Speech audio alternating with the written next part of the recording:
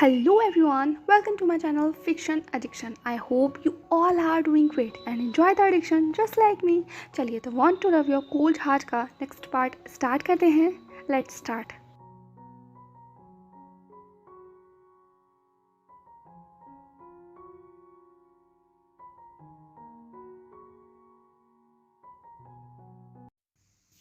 भागो, पकड़ो उसे, पकड़ो. यूचेन की आवाज साफ सुनाई दे रही थी. रुक जाओ, कौन है? पकड़ो उसे, पकड़ो. यूचेंग ने अपने गार्ड्स के ऊपर इशारा करते हुए कहा. गार्ड्स भी अब दौड़ने लगे. वहीं दूसरी तरफ जेनी सिहुआ का हाथ पकड़कर भाग रही थी. बाहर मौसम इतना ज्यादा खराब था कि अब तो बारिश होना शुरू हो चुका था. दो लड़कियां अपनी बुरी हालत में भाग रही थी. जेनी ने सिहुआ का हाथ और कसकर पकड़ा. उसने कहा, सिहुआ तुम्हें भागना होगा, भागना होगा, जल्दी भागो, वो लोग हमारे पीछे हैं. जेनी ने पीछे देखते हुए कहा, जल्दी भागो सिहुआ. सिहुआ ने कहा, नहीं, मुझसे नहीं भागा जा रहा. जेनी ने कहा, नहीं, तुम्हें भागना होगा. नहीं, हम यहाँ नहीं रुक सकते, हम इनके हाथों में नहीं आ सकते. सिहुआ, मुझे ये लोग ठीक नहीं लग रहे. भागो, जल्दी भागो. सिहुआ ने कहा, हाँ, भागो भागो, जल्दी भागो. उसने अपना हाथ अपनी बैली के ऊपर रखा और वो भागने लगी. बहुत जोर से भागने लगी. वो नहीं भाग सकती थी लेकिन फिर भी वो भाग रही थी. उसके कानों में आवाज गूंज रही थी. उसे पता था अगर यहाँ वो पकड़ी गई तो वो ना तो उसके बच्चे को छोड़ेंगे ना उसको छोड़ेंगे और जुन तक भी पहुंच जाएंगे. नहीं, वो यहाँ नहीं रुक सकती. आसमान में बिजली कड़क रही थी और बारिश हर भागते कदम के साथ और ज्यादा गहरी होती चली जा रही थी. बहुत जोर से बारिश पड़ रही थी. वो दोनों लगभग अपनी पूरी तरीके से हाँफ चुकी थी, कांप चुकी थी, भीग गई थी, लेकिन रुक नहीं सकती थी, बिल्कुल नहीं रुक सकती थी. जेनी ने बहुत ही सिक्योरली और स्ट्रांगली सिहुआ का हाथ थाम रखा था. वो देख रही थी कि सिहुआ की हालत अब बिगड़ रही है. उसने सिहुआ के हाथों को थामते हुए कहा, बस थोड़ा और, हमें हिम्मत रखनी होगी, तुम कमजोर नहीं पड़ सकती. पर मुझसे नहीं भागा जा रहा. मैं क्या करूं, मुझे दर्द हो रहा है. जेनी, दर्द, बहुत दर्द हो रहा है. ये कहते हुए सिहुआ ने अपना हाथ अपनी बेली पर रख लिया. जेनी ने कहा, नहीं, अभी नहीं, प्लीज अपने आप को संभालो सिहुआ, प्लीज, तुम ऐसे नहीं टूट सकती. प्लीज काम हो जाओ. वो दोनों रुक कर थोड़ी सांस ले ही रहे थे. जेनी सिहुआ को शांत करा ही रही थी कि तभी अचानक से पीछे से आवाज आती है. तो तुम हो? वो यूचेंग थी. सिहुआ ने पीछे मुड़कर देखा तो यूचेंग उसके सामने थोड़ी दूरी पर खड़ी हुई थी. यूचेंग ने कहा, तुम सिहुआ? तुम्हें तो सबसे पहले मुझे मारना चाहिए था. मुझे पता था कि तुम ही हो सकती हो. कहाँ है जुन, कहाँ है? यूचेंग ने चिल्लाते हुए कहा. उसकी आवाज उस कांपती हुई बारिश में भी साफ सुनाई दे रही थी. और वहीं दूसरी तरफ सिहुआ का पूरा शरीर ठंडा पड़ गया था. वो कांप गई थी. और वहीं जेनी भी डर गई थी. उन दोनों ने 2 कदम पीछे लिए, पर वहीं दूसरी तरफ यूचेंग और उसके आदमी उन दोनों की तरफ बढ़ रहे थे. यूचेंग ने कहा, मुझे पता था तुम जैसी लड़की ही सारे खेल को बिगाड़ सकती है, पर मैं तुम्हें खेल बिगाड़ने नहीं दूंगी. कहाँ जाओगी मुझसे बचकर? किसको बताओगी? बताओ किसको बताओगी? आज के बाद तुम्हारी ये मनहूस सूरत मुझे दिखाई नहीं देगी. तुम्हें मारूंगी और तुम्हारे बाद उस लड़की को जिससे मैं सबसे ज्यादा नफरत करती हूँ, उस जुन को, जो हमारे बीच ना होकर भी आज भी हमारे बीच है. उसने सब कुछ तबाह कर दिया, सब कुछ छीन लिया मुझसे. मैं उसे दोबारा छीनने नहीं दूंगी, बिल्कुल छीनने नहीं दूंगी. यूचेंग ने वहीं जेनी को पीछे धक्का दिया और सिहुआ के बालों को बहुत ही कसकर पकड़ लिया. उसने सिहुआ की हालत देखते हुए कहा, तुम वांग कंपनी की ओनर हो, उस लेनवेन हुआ की वाइफ हो, और हालत देखो अपनी, किसी भिखारन से कम नहीं लग रही हो. ओह माय गॉड, तुम तो प्रेग्नेंट भी हो. मुझे तो तरस आता है. किसका बच्चा है ये? हाँ, किसका बच्चा है? मैंने तो सुना तुमने उससे शादी कर ली है, पर उसे छोड़ दिया. अफसोस. बेचारा वो पी कर पागल हो चुका है तुम्हारी याद में. तुम्हें पता भी नहीं है कि इसकी हालत क्या है. ये कहते हुए यूचेंग लगातार बड़बड़ा रही थी. और वहीं दूसरी तरफ सिहुआ की आंखें बड़ी हो गई थी. उसने कहा, क्या हुआ लेनमेन हुआ, क्या हुआ? उसने कहा, हाँ, तुम अपने पति का तरस आ रहा है, पर तुम्हारी हालत देखकर तो लग रहा है तुम्हें तरस करना नहीं चाहिए. किसका बच्चा है? बताओ किसका बच्चा है? मैंने तो सुना तुमने उसे छोड़ दिया है. उसके बाद ये बच्चा किसका है? बताओ. इस वक्त यूचेंग बिल्कुल किसी साइको की तरह एक्ट कर रही थी. उसकी आंखें लाल थी और जबान बहुत ज्यादा तीखी और कड़वी थी. सिहुआ ने चिल्लाते हुए कहा, अपनी बकवास बंद करो, अपना हाथ हटाओ मेरे ऊपर से. तुम्हें कोई चिंता नहीं होनी चाहिए कि किसका बच्चा है. तुम्हारा तो नहीं है ना, हाथ हटाओ अपना. ये कहते हुए सिहुआ ने अपनी पूरी ताकत के साथ यूचेंग को वहीं धक्का दिया. यूचेंग वहीं जमीन पर गिर गई. बारिश बहुत तेज थी और सिहुआ पूरी तरीके से भीग चुकी थी, कांप रही थी, डरी हुई थी, लेकिन गुस्से में भी थी, बहुत गुस्से में थी. उसे यकीन नहीं हो रहा था कि ये शख्स वो है जिसने सब कुछ बिगाड़ दिया, जुन को इस हालत में पहुंचा दिया. इसीलिए वो गुस्सा अब बाहर आ रहा था. वहीं दूसरी तरफ यूचेंग ने जब वो धक्का खाया तो एकाएक उसका गुस्सा और ज्यादा बढ़ गया। उसने कहा, तुम्हारी कितनी हिम्मत, 2 कौड़ी की इंसान, तुम्हारी इतनी हिम्मत, तुम मुझे धक्का दोगी? यूचेंग का ऐसा चेहरा देखकर सीहुआ बहुत ज्यादा डर गई थी। उसे अपने लिए डर नहीं था, उसे डर था अपने बेबी के लिए। उसके हाथ अपने आप अपने स्टमक पर पहुंच गए थे। उसने सिक्योरली अपनी बेली को होल्ड कर लिया। वो इससे लड़ नहीं सकती, वो इतनी मजबूत नहीं है, लेकिन वो अपने बच्चे को भी कोई भी हार्म नहीं पहुंचने देगी। उसके हाथ उसकी बेली पर थे और वहीं दूसरी तरफ जानी भी भागकर सीहुआ के पास आ गई थी। उसने भी सीहुआ को होल्ड कर लिया था, पर इससे पहले कि यूचेंग आगे बढ़ पाती, एकाएक यूचेंग को पीछे से किसी ने पकड़ लिया। जिन ने चीखते हुए कहा, भागो सीहुआ, भागो भागो, प्लीज भाग जाओ यहाँ से। यूचेंग ने कहा, तुम? जिन, छोड़ो मुझे, अगर वो भाग गई आज तो तुम पछताओगी। जिन ने कहा, मैं पछताने के लिए तैयार हूँ, पर मैं तुम्हें ये नहीं करने दूंगी। भागो सीहुआ, भागो, प्लीज भागो। जिनकी आवाज उस बारिश में गूंज रही थी और वहीं दूसरी तरफ सीहुआ कांप गई ये आवाज सुनकर। जनी ने कहा, भागो जल्दी भागो। इसके बाद जनी ने सीहुआ का हाथ पकड़ा और वो दोनों भागने लगे बहुत तेजी से। जितनी ज्यादा हिम्मत थी उनके अंदर, उतनी ताकत के साथ वो भागने लगे। और वहीं दूसरी तरफ जिन ने अपनी पूरी ताकत लगा दी थी सीहुआ को भागने पर और वहीं दूसरी तरफ यूचेंग को रोकने पर। जितनी लगा सकती थी उतनी लगा दी। एंड में जब देखा कि वो दोनों उसकी निगाहों से दूर जा चुके थे, अब जाकर जिन ने कहीं राहत की सांस ली। पर यूचेंग ने जिनको पीछे फेंकते हुए कहा, तुम्हारी इतनी हिम्मत, आज तुमने ये ठीक नहीं किया, बिल्कुल ठीक नहीं किया। जिन ने कहा, मैंने बहुत ठीक किया, तुम ये नहीं कर सकती, बिल्कुल नहीं कर सकती, मेरे रहते तुम ये नहीं कर पाओगी। यूचेंग ने कहा, सच में मेरे रहते? मैं करूंगी, मैं उसे भी तकलीफ पहुंचाऊंगी और जुन को भी। मैं ये अपना खेल बिगाड़ने नहीं दूंगी। मेरे बहुत सारे राज हैं, वो बाहर नहीं आ सकते अगर वो जिंदा रही तो। जिन ने कहा, प्लीज माफ कर दो मुझे, जाने दो। यूचेंग ने कहा, नहीं, बिल्कुल नहीं, तुम कमजोर पड़ सकती हो पर मैं नहीं। मैं अपने खेल को ऐसे बिगड़ने नहीं दूंगी, वो भी इस मकाम पर आकर। वो दोनों एक दूसरे को घूर रहे थे, दोनों की आंखों में अलग अलग इमोशंस थे।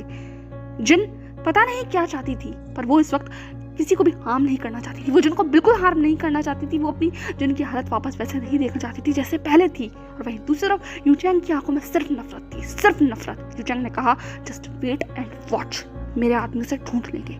जिन ने कहा, नहीं ढूंढ पाएंगे, मेरे आदमी भी पूरी तरीके से सिक्योर कर लेंगे उसे, याद रखना, बिल्कुल नहीं पहुंच पाओगे तो। यूचेंग ने कहा, देखते हैं। इसके बाद दोनों की आंखें मुड़ गई थी। जिन बस अपने दिल में यही दुआ कर रही थी कि सीहुआ बहुत दूर चली जाए, बहुत दूर, यूचेंग की निगाहों से बहुत दूर। ये लड़की बहुत पॉसेसिव है, बहुत ऑब्सेसिव है, पागल है, बिल्कुल साइको है। जेनी और सीहुआ भागते भागते बहुत दूर आ गए थे। पूरी जगह अंधेरा था, बारिश बहुत तेज थी, सुनसान सड़क थी, कोई भी दूर दूर तक नजर नहीं आ रहा था।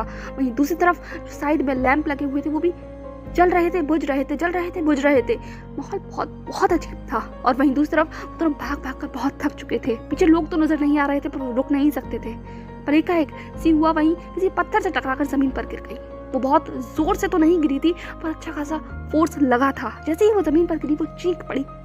उसकी चीख पूरी तरीके से उस आसमान में गूंज गई। और वहीं जैसे ही ऐसी हालत में जेनी ने सीहुआ को देखा, वो भी चीख पड़ी। उसने कहा, सीहुआ। वहीं सीहुआ को कोई होश नहीं था, वो चिल्ला रही थी, चीख रही थी, उसके हाथ उसकी बेली पर थे। उसने कहा, मुझे दर्द हो रहा है, बहुत दर्द हो रहा है, जेनी दर्द हो रहा है, बहुत दर्द हो रहा है, मुझे दर्द हो रहा है, जेनी कुछ करो। जेनी ने कहा, क्या हुआ, क्या बेबी आने वाला है क्या? वाटर तो नहीं हो गया? सीमा ने कहा, हाँ मुझे लगता है बेबी आने वाला है। जेनी मुझे दर्द हो रहा है, हाँ बेबी आ रहा है, शायद आने वाला है। जेनी ने रोते हुए कहा, हमें हॉस्पिटल जाना होगा सीमा, हमें हॉस्पिटल जाना होगा, प्लीज। मैं क्या करूँ, यहाँ पे तो कोई टैक्सी भी नजर नहीं आ रही, मैं किसको बुलाऊं, मैं क्या करूँ? जेनी का पूरा शरीर भी कांप रहा था ऐसी हालत में सीहुआ को देखकर। मौसम बहुत खराब होता चला जा रहा था, बारिश और तेज हो रही थी। और वहीं दूसरी तरफ सीहुआ की चीखें वहां गूंज रही थी। जेनी कितनी डरी हुई थी वो खुद कह नहीं सकती थी। वो एक्सपीरियंस्ड नर्स थी, पर इस समय उसकी हालत भी बहुत खराब थी, बहुत ज्यादा खराब थी। सीहुआ ने कहा, नहीं हम हॉस्पिटल नहीं जा सकते, अगर हम हॉस्पिटल गए तो वो हमें पकड़ लेगी, नहीं हम हॉस्पिटल नहीं जा सकते। जेनी ने कहा, तो मैं क्या करूँ सीहुआ, मुझे बताओ मैं क्या करूँ, मैं डर रही हूँ। सीहुआ ने कहा, प्लीज कुछ करो, कहीं शांत जगह ले चलो, प्लीज। जेनी ने कहा, हाँ रुको, मैं देखती हूँ यहाँ कुछ होगा, प्लीज सीहुआ, थोड़ी देर रुक जाओ। ये कहते हुए जेनी ने सीहुआ की बॉडी को जैसे तैसे कर सहारा देकर वहीं साइड से लेटाया, दीवार का सहारा लेकर, और वो इधर उधर देखने लगी, वो कहाँ जा सकती है, कोई कुछ नज़र नहीं आ रहा था। दूर दूर तक सिर्फ अंधेरा था। बारिश थी, इसीलिए रोड पर व्हीकल्स भी नहीं थे और जहाँ वो दौड़ रहे थे वो रास्ता बहुत सुनसान था। जेनी के लिए सब कुछ नया था। वो पहली बार शहर आई थी और शहर में आकर ऐसा सब कुछ फेस करना, वो भी बारिश में, उसको कांपने के लिए मजबूर कर रहा था। जेनी बहुत टूटी हुई थी। एक लड़की जिसके सामने दम तोड़ दी कि अगर कुछ नहीं किया गया, एक बच्चा जो इस दुनिया में आने के लिए तैयार है, उसके हाथ में इस वक्त एक जान को लेके आने की जिम्मेदारी है। वो घबरा नहीं सकती, वो टूट नहीं सकती। उसने सिहुआ का हाथ थामते हुए कहा, सिहुआ प्लीज़ थोड़ी सी हिम्मत कर, हमें आगे जाना होगा। मुझे लगता है आगे आगे हमें कुछ मिल जाएगा। प्लीज़ प्लीज़ चलो, प्लीज़ थोड़ी सी हिम्मत करो। सिहुआ ने कहा, पर मैं नहीं चल पाऊंगी। जेनी ने कहा, तुम्हें चलना होगा, तुम्हें चलना होगा अपने बेबी के लिए, अपने बेबी के लिए, है ना। इसके लिए हमने बहुत मेहनत की है ना, हम यहाँ तक आए हैं। हम उसे हार्म नहीं होने दे सकते, है ना, है ना, है ना। और जिनको भी हमारी ज़रूरत है, प्लीज़ प्लीज़ हुआ उठो, उसके लिए उठो, अपने बच्चे के लिए उठो, उठो, तुम उठ सकती हो। एक माँ के अंदर बहुत हिम्मत होती है।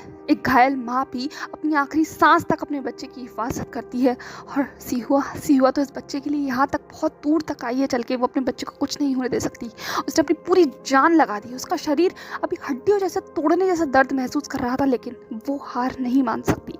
वो किसी से हार नहीं मानेगी। उसके कंधों पर जिम्मेदारी है और वो उठाएगी उस जिम्मेदारी को।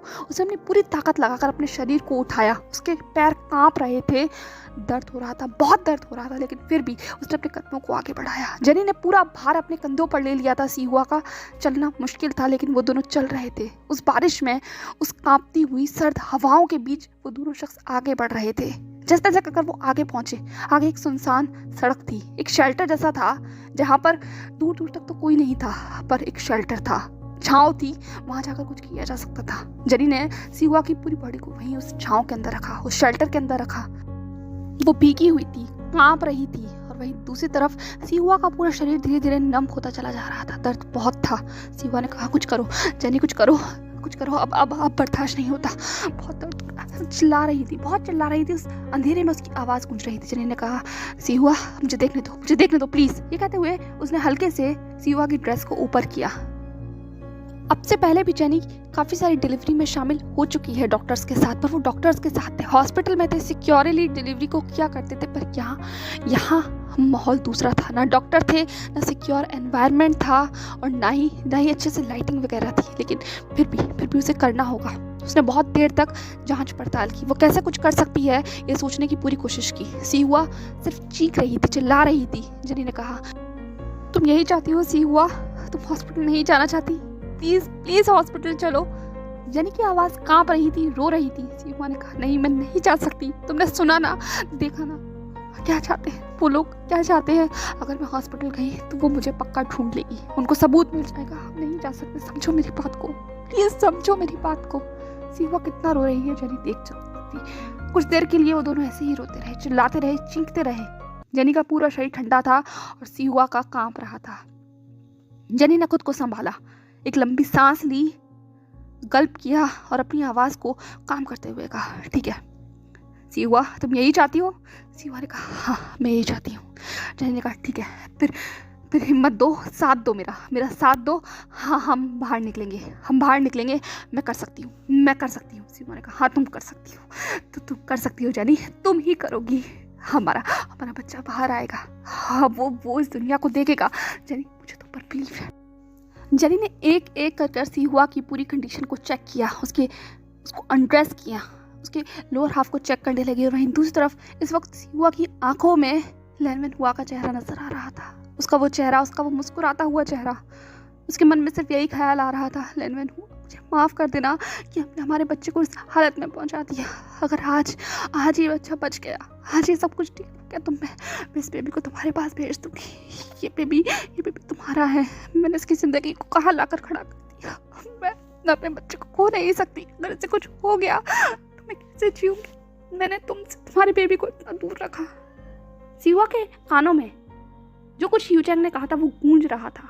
उसके शरीर में ताकत नहीं थी, दर्द था, लेकिन जहन में वो सवाल गूंज रहे थे। जिस तरीके से यू चैंग ने कहा था कि वो पी कर परेशान हो चुका है, लैनमैन हुआ खुद को बर्बाद कर रहा है, यही चीज़ इस वक्त सिहुआ के दिमाग में गूंज रही थी। जुन का चेहरा भी उसे नजर आ रहा था। बहुत सारी चीज़ें आज उसे याद आ रही थी। एक तरफ जुन है जिसे उसकी ज़रूरत है, और एक तरफ लैनमैन हुआ है, उनका बच्चा है जिसकी हालत इतनी ज़्यादा ख़राब है। सिहुआ उसे क्या दे सकती है? सिहुआ ने अपने मन में सवाल किया, ऐसी जिंदगी मैंने अपने बच्चे को कहाँ लाकर खड़ा कर दिया। वो महलों में रहने वाला शख्स आज ज़मीन पर दर दर की ठोकरें खा रहा है। ये बच्चा जिसने अपनी आंखें भी नहीं खोली, वो सांसों की लड़ रहा है। अगर आज इसे कुछ हो गया तो वो कैसे खुद को माफ़ कर पाएगी? वो अपने बच्चे की दोषी बन जाएगी। अपने पति को छोड़कर आई थी, कैसे कैसे वो लैंडमैन हुआ कि नज़रों से नज़रें मिला पाएगी? यही चीज़ उसके दिमाग में चल रही थी। और वहीं दूसरी तरफ जनी ने कहा, सिहुआ मैंने चेक कर लिया है, बेबी बस बाहर आने वाला है, बस तुम्हें हिम्मत करनी होगी, पुश करो। जब मैं कहूँ पुश करो तो गहरी सांस लेकर सिर्फ पुश करना। जनी ने अपने हाथों को सिहुआ के लोअर हाफ में रखते हुए धीमे से कहा, सिहुआ पुश करो पुश करो। सिहुआ ने कहा, नहीं मेरे अंदर ताकत नहीं है, मेरे अंदर ताकत नहीं है। जनी ने कहा, तुम्हारे अंदर ताकत है, तुम कर सकती हो। ये बच्चा बाहर आएगा, ये बच्चा इस दुनिया को देखेगा, अपने फादर के लिए वेट कर रहा है।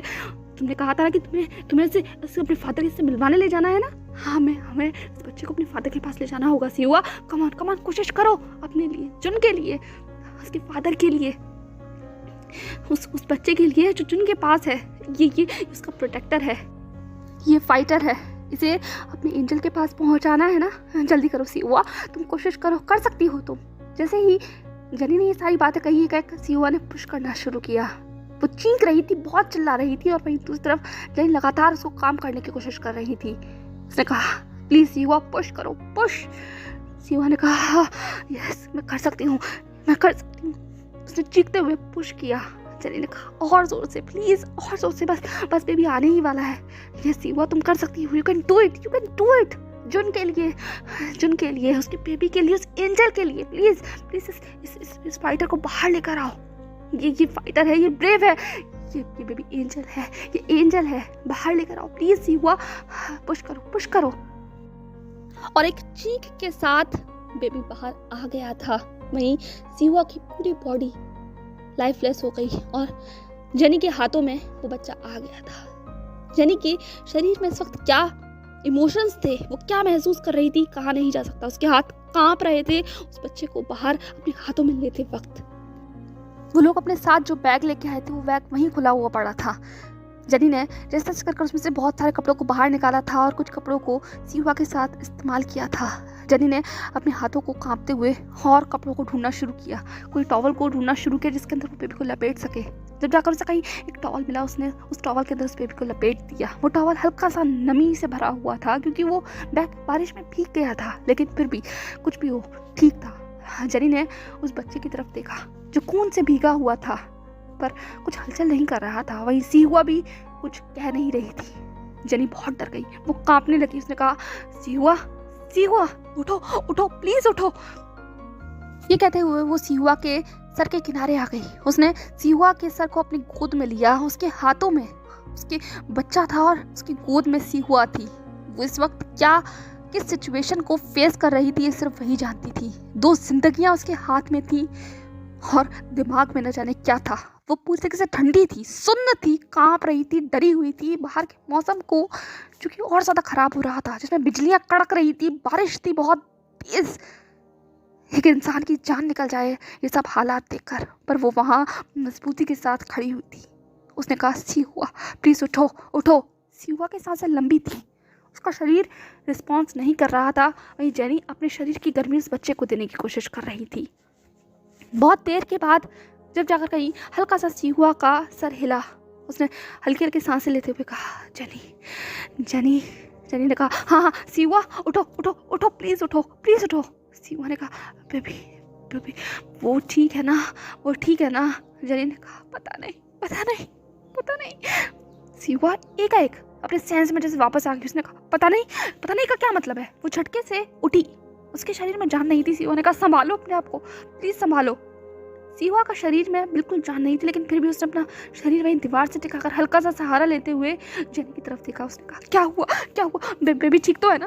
प्लीज ठीक तो है ना? बोलो जनी ने कहा, पता नहीं, पर ये जवाब नहीं दे रहा, ये हिल नहीं रहा, ये कुछ नहीं कह रहा। 15 मिनट से मैं ऐसे ही लेकर बैठी हुई हूँ। सिहुआ की तरह से मान लो होश ही उड़ गए। उसका पूरा शरीर फक्त सफेद हो गया, आंखें खुल गई और दिमाग नम हो गया, वो सुन्न हो गई।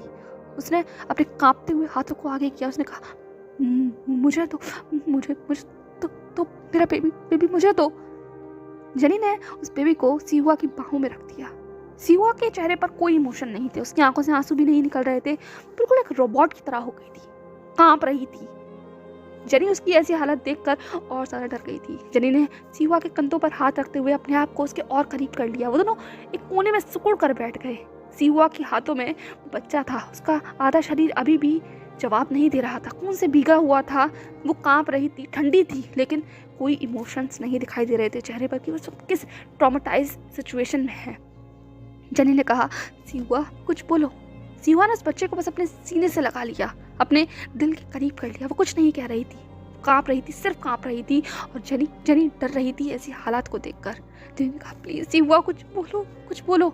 सिहुआ ने कुछ नहीं बोला। सिहुआ ने कहा, सब ठीक हो जाएगा, सब ठीक हो जाएगा, वो ठीक होगा, ठीक होगा, मेरा बेबी ठीक होगा, हाँ उसे कुछ नहीं हुआ होगा। जेनी ने कहा, हाँ उसे कुछ नहीं होगा, लेकिन उसे इस तरीके से अपने इतने करीब मत करो, उसकी जान घुट जाएगी, प्लीज उसे थोड़ा दूर तो करो।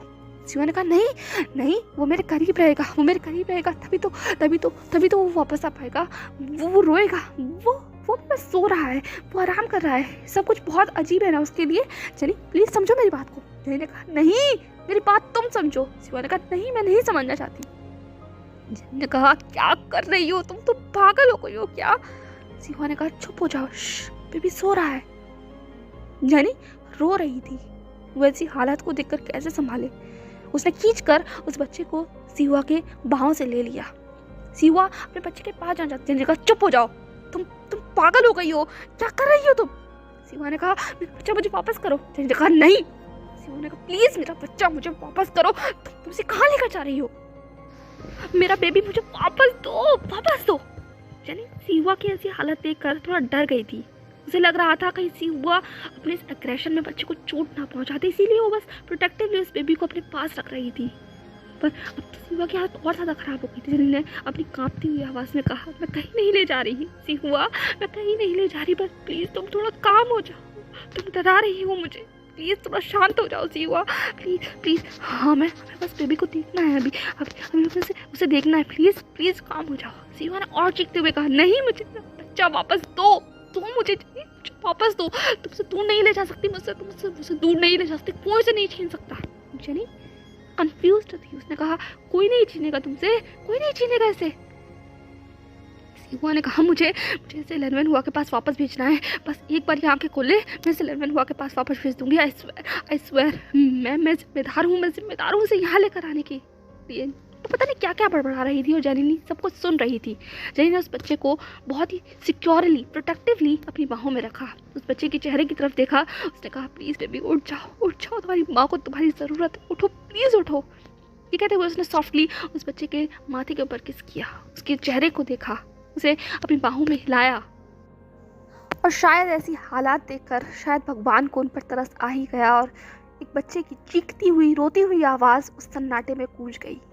ये आवाज़ धीमी थी, पर एकाएक उसने सिहुआ की चीखती हुई आवाज़ पर अपना काबू कर लिया। जैसे ही उस बच्चे की चीखती हुई, रोती हुई आवाज़ उस अंधेरे सन्नाटे में गूंजी, दो शख्स जो अभी चीख रहे थे, कांप रहे थे, अपने दिमाग में न जाने क्या क्या सोच रहे थे, उन लोगों का सेंस अब इस नाजुक सी जान पर आकर टिक गया था। सिहुआ का तो पूरा शरीर वहीं ज़मीन पर बिखर गया और जेनी तो इस वक्त ऐसा महसूस कर रही थी जिसे वो अल्फाज नहीं दे सकती थी।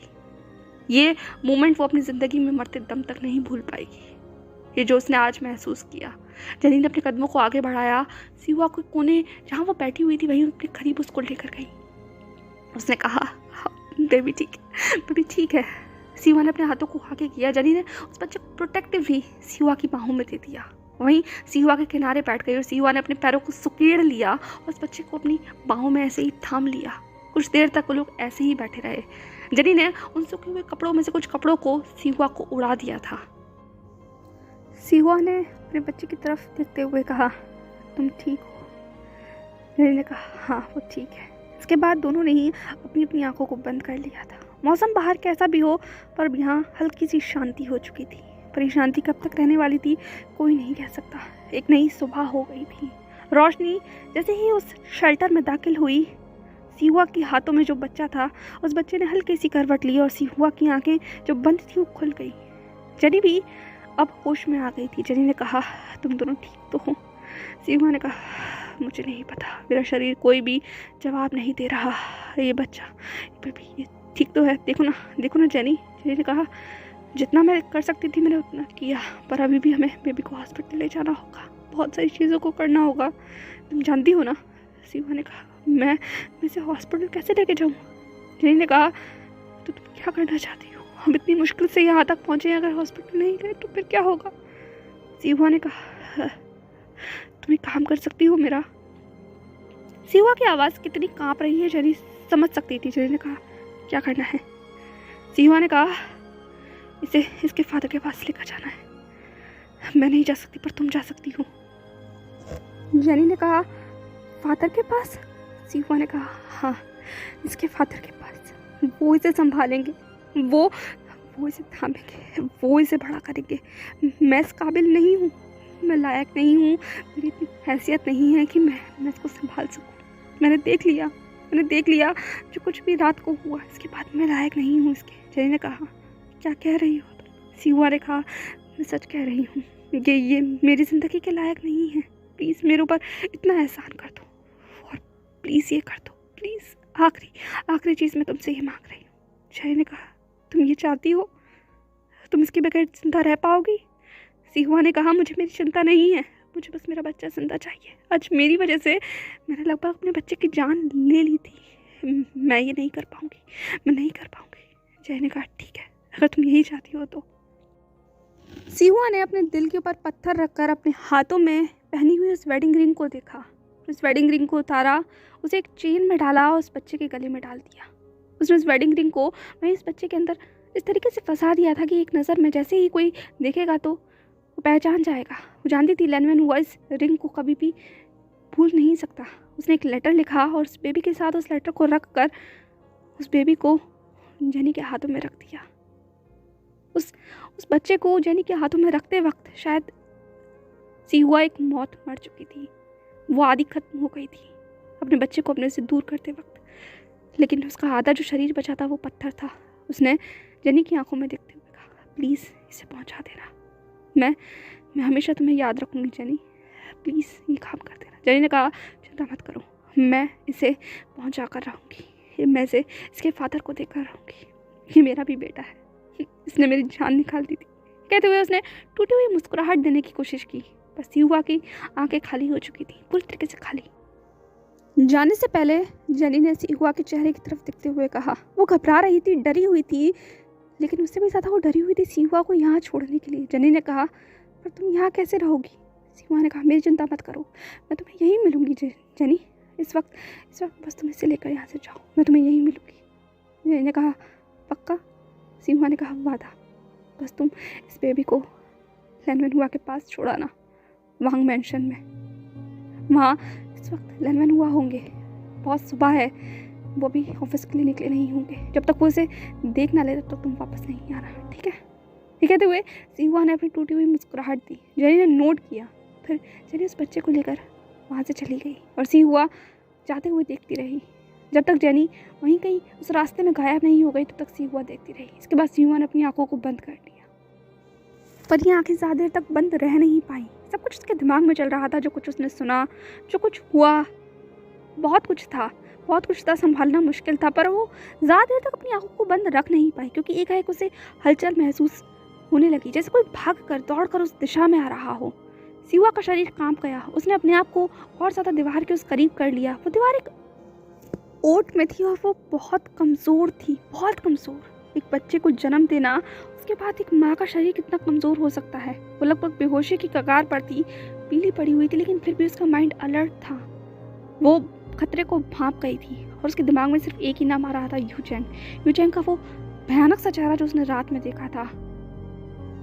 पर जैसे जैसे वो आवाज़ उसे और ज़्यादा तेज महसूस हुई, उसने अपने शरीर को खड़ा किया। उसने सहारा लेकर दीवार से अपने शरीर को खड़ा किया और देखा तो वहाँ पर कुछ लोग ब्लैक कपड़ों में भाग कर आ रहे थे, जैसे किसी को ढूंढ रहे हों। सीहुआ को सिर्फ यही अंदेजा हो रहा था कि शायद ही लोग वही लोग हैं जो कल यूचेंग के साथ थे। इसीलिए सीहुआ ने अपने कदमों को पीछे खींचा और वो भागने लगी, उस खाली रोड पर भागने लगी जहाँ से वो दूर जा सकती थी। सिहुआ बस इन लोगों के हाथों में नहीं आना चाहती थी। वो बस जानती थी कि अगर वो इन लोगों के हाथों में आ गई तो जुन का क्या होगा। जुन के पास पहुंचना होगा। उसने अपने बच्चों को दे दिया, अब वो फ्री है, वो भागकर जुन के पास जा सकती है। जेनी का क्या करेगी वो। फिलहाल बहुत सारी चीज़ें थी उसके दिमाग में, लेकिन फिर भी उसने सिर्फ यही सोचा कि यहाँ पर इन लोगों के हाथों में आने से बेहतर है कि वो भाग जाए। इसलिए उसने भागना शुरू किया। रात को मौसम ख़राब था, इसीलिए रोड पर ज़्यादा लोग नहीं थे, और जैसे जैसे दिन निकल रहा था लोगों की हलचल उस रोड पर सुनाई दे रही थी। पर सिहुआ तो पूरी तरीके से बेहोशी में उस रोड पर भाग रही थी। उसने ये भी नहीं देखा कि पीछे था कौन नहीं था, लेकिन बस उसे ऐसा लग रहा था कि अगर वो इन लोगों के हाथों में आ गई तो अच्छा नहीं होगा।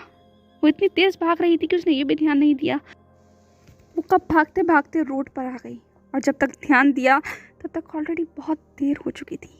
एक हाई स्पीड ट्रक उसी की दिशा में बढ़ रहा था। उसका शरीर पहले ही कमज़ोर था, कोई ताकत नहीं थी, उसका ध्यान भी बिल्कुल नहीं था, और दिमाग तो पहले ही सुन्न हो चुका था। और जो उसकी आंखों ने देखा उसके बाद उसे नहीं पता उसके साथ क्या हुआ। वो ट्रक फुल स्पीड में उसके शरीर से टकराया। उसका शरीर एक हवा में उछलता हुआ सड़क के दूसरे कोने पर जाकर गिर चुका था, और एक चीखती हुई आवाज़ उसके कानों में आई, सिहुआ ने अपनी पूरे खून से भरे चेहरे को उठाकर उस दिशा में देखा तो वहाँ और कोई नहीं बल्कि जिन खड़ी हुई थी। सिहुआ के चेहरे के ऊपर टूटी सी मुस्कुराहट थी। अपनी आंखों को बंद करने से पहले कम से कम उसने एक ऐसे शख्स की शक्ल तो देखी जो उसके प्यार से मिलता है, जुन की शक्ल।